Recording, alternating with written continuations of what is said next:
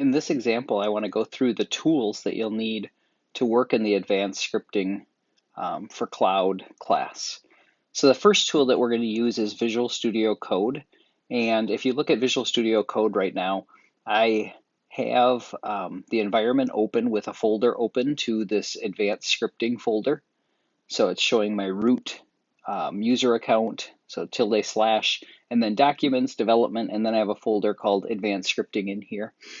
So I have Visual Studio Code installed. In addition to Visual Studio Code, I've downloaded and installed Python. So I have those two things. And then what I want to do is inside of Visual Studio Code, I'm going to go ahead and search for a Python extension. So I'm just going to go ahead and insert or install this Python extension right here. It's already installed right now, but if it wasn't installed, then it would show as install. And because I've done those things, now if I have a Python file, I'll be able to run that Python file. Okay, so that's the Visual Studio Code setup. Additionally, I have Git installed. Okay, so Git is a download that you can get. So if I go to Google Chrome and I just search for Git download, right here is the download that you want, and you'll pick your operating system and you'll do the install. And what this does is it actually updates your environment variable path. So you'll be able to run Git from the command line. When you do the install, the environment variable gets updated. Those environment variables get read on startup. So you may have to restart your machine after installing Git for everything to work properly, because you're going to be running Git from either a command line or from a terminal window. So I've already done that. And then for this class, you should have gotten a GitHub repository when you accepted the GitHub Classroom invitation. Okay, so I have this repository right here and it's empty. I'm going to go ahead and just copy the URL to this repository. And the way I'm going to work is I'm going to be in Visual Studio Code, and then I'm going to do a git clone of that repository. So I'm just pasting that repository there. Okay, and I've already had a few weeks of class. I've created some files, I've uploaded them to GitHub, but I had cleaned out that GitHub repository. So this is really what you should see is in this advanced scripting folder, I now have just a README markdown file, and that's it. Okay, so that's the only thing that exists in this project. Okay, so if I want, I should be able to come over to this project and I should say, you know, I want to create a new file.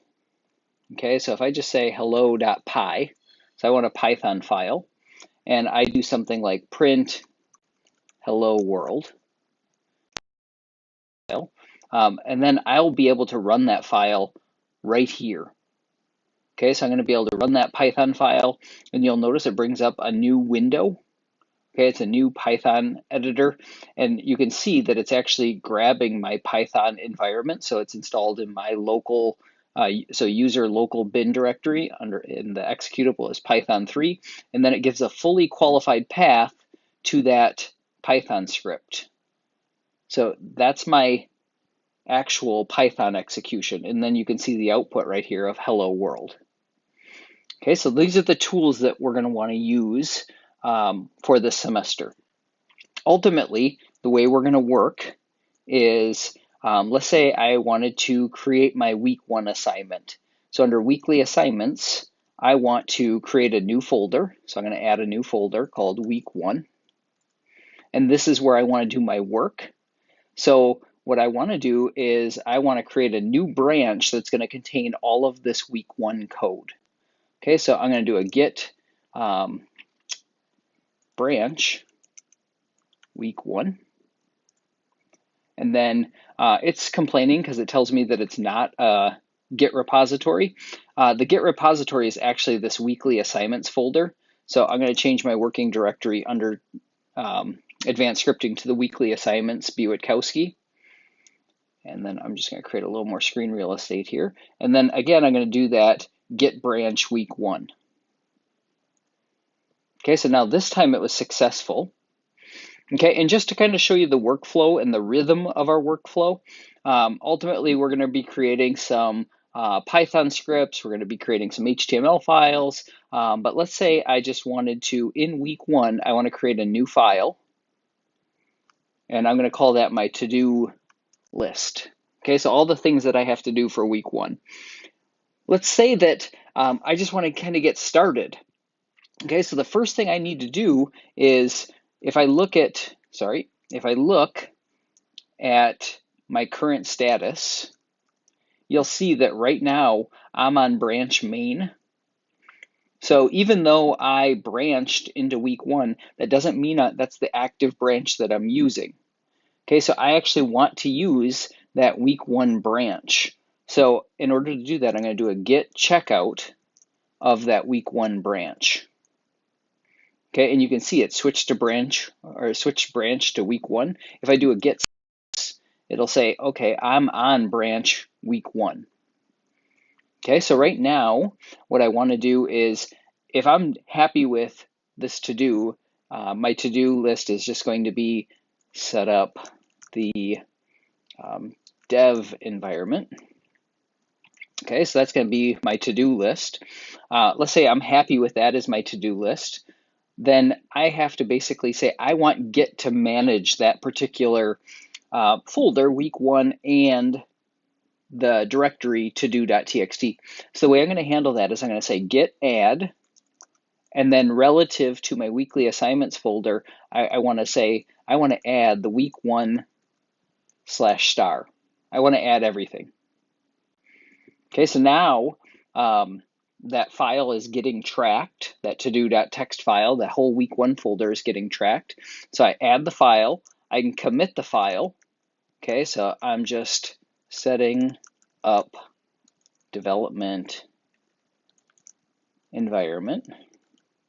Okay, that's my commit message. So I'm committing with that message. Okay, so it has that one file changed, one insertion. Okay, and let's say I'm happy with everything that I've done so far. I have my development environment all set up, and I want to take that and I want to push that change out to GitHub. Okay, so the way I'm going to do that is the command is git push origin, and origin is really my remote repository, which is GitHub. So that is this repository right here that's in GitHub. So when I refer to origin, that's what we're talking about. And then the branch that I actually want to check, that I want to push out to origin is week 1. Okay, so I just moved those files out to GitHub, and I should see that. So you can see right now I have 1 branch, but I really have 2 branches, and it was updated just now. And if I look at this week 1 branch, we should see that week 1 is here, and the to-do.txt file is here, and you'll notice the commit message tracks the message that I gave it from the terminal window. Okay, so this is how I'm going to move my files. Okay.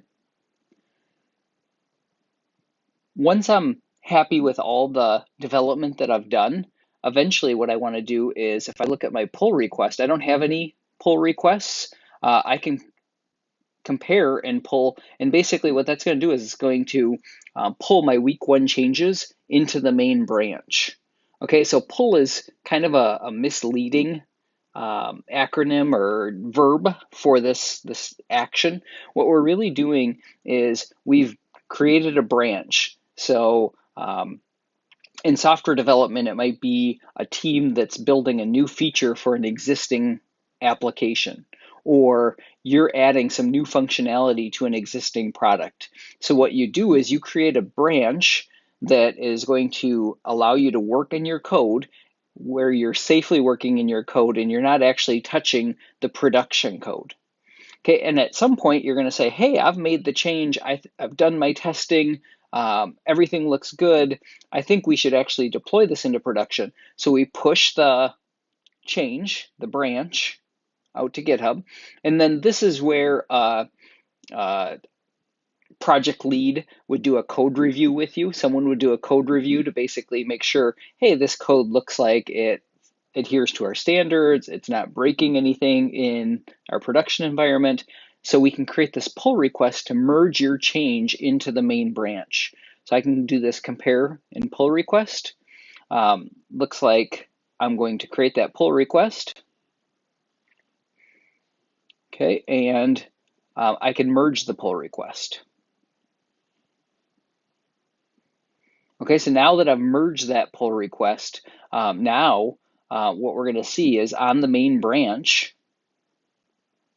So on the main branch, you'll see that week 1 has been pulled in, and specifically week 1 now has that to-do.txt file.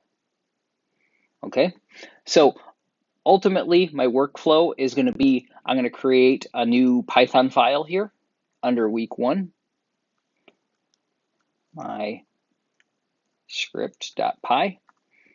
Okay, so I create the file, right? I generate some code, whatever it is. Once I've done that, I should be able to then add that script. So I can add the week 1 my script.py. And maybe I'm not ready to commit it yet. Maybe I want to do something inside of this code. So I've added it, but I'm not ready to commit it. But when I am ready to commit it, I'd commit it with a message. And basically, what did I do with that file? So a description describing what I did with the file. And then once I've committed that change, I can then push that out to Origin, my remote repository, which is GitHub. Okay. The other part of your environment that you're going to deal with is, if I go back over to my browser, you should have an AWS Academy Learner Lab. If I'm looking at my account in my dashboard, I have a few courses. I actually only have the one course. So you can see the numeric value, 132179. That's our course. Okay, and then what I want to do is, if I go to modules, the only module that we'll use is this Academy Learner Lab. And what this does is it gives you free AWS credit. So out of AWS, I have credit. And really for this class, what we're going to need is we're going to need credentials. So if I start this lab,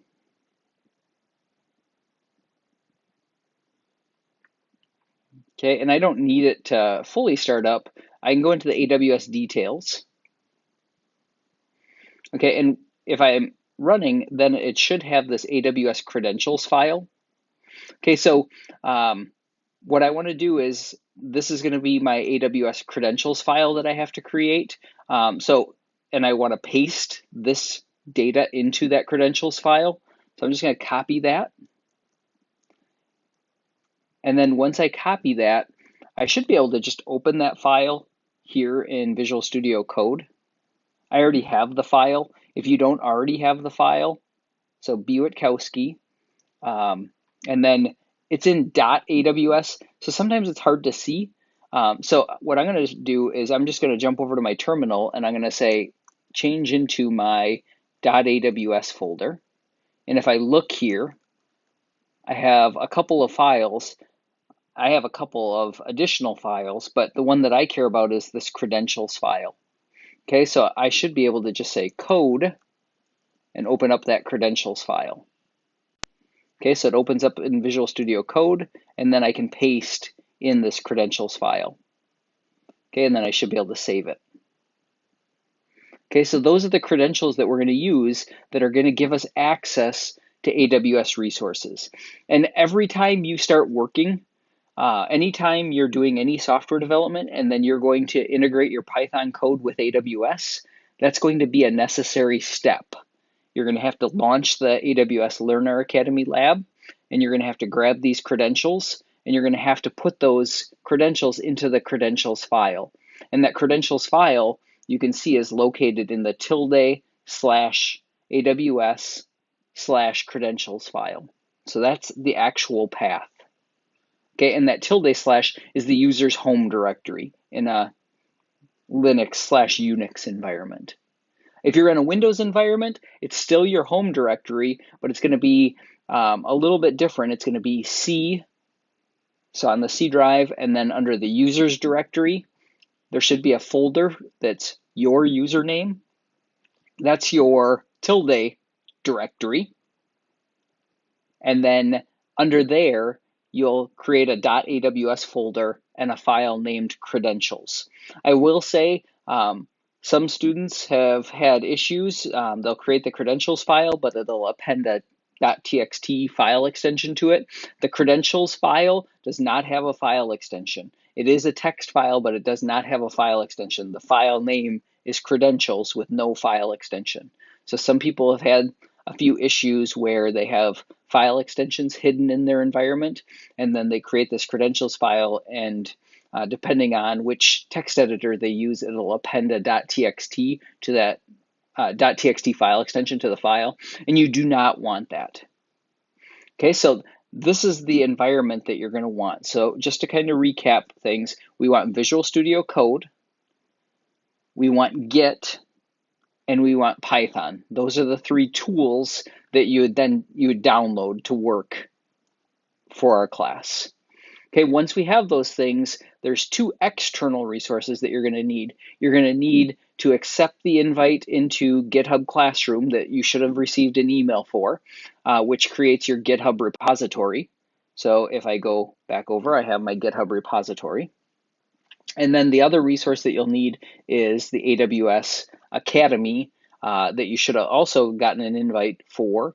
And the way we use the AWS Academy is we use it for our AWS credentials. So we get free access to those AWS resources for the class. And you can see I've used 0 of $50 of my resources. Okay, so keep an eye on that. You get $50 worth of free credit. But as the semester goes, we'll use up some of that credit, and you should see that. So if you're seeing that credit start to dwindle, by all means, reach out and let me know.